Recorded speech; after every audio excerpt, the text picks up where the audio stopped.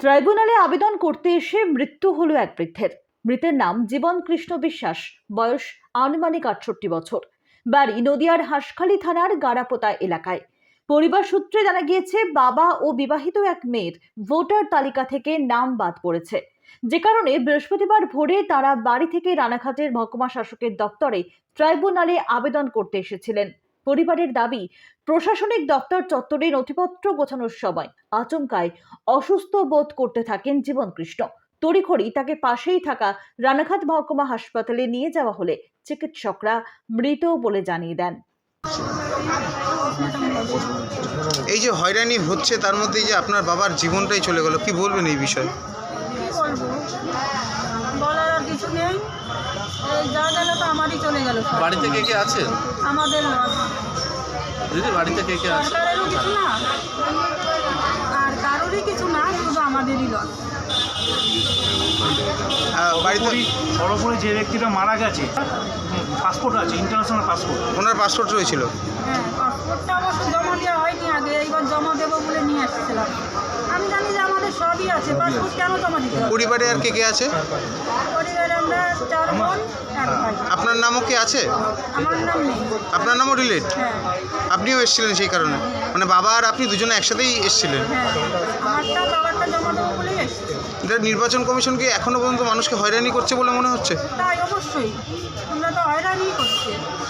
এই ব্যাপারে কেন্দ্রীয় সরকারের বিরুদ্ধে আমাদের কোনো বার্তা আছে বা ক্ষোভ আছে কিছু?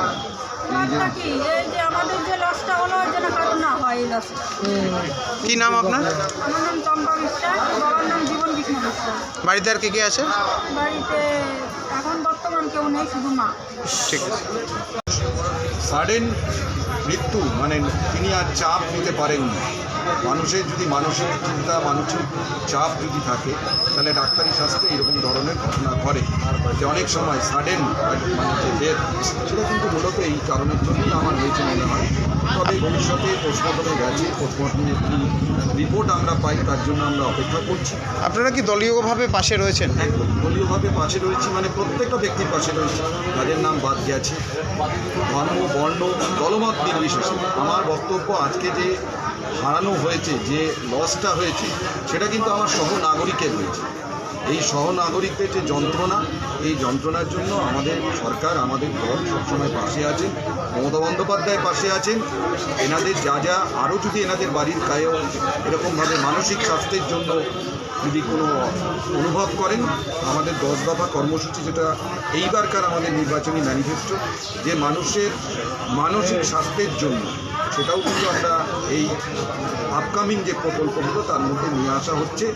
আমরা চেষ্টা করব, ওনাদেরকেও আমরা ওনাদের নাম্বার নিয়েছি, ওনাদের বাড়ির পারিবারিক যদি আর কারো এরকম থাকে, কারণ যিনি মারা গেছেন তার মেয়ে বোধহয়, তারও নাম বাদ? তারও নাম বাদ গেছে।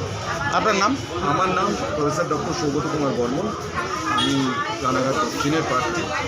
তো আমরা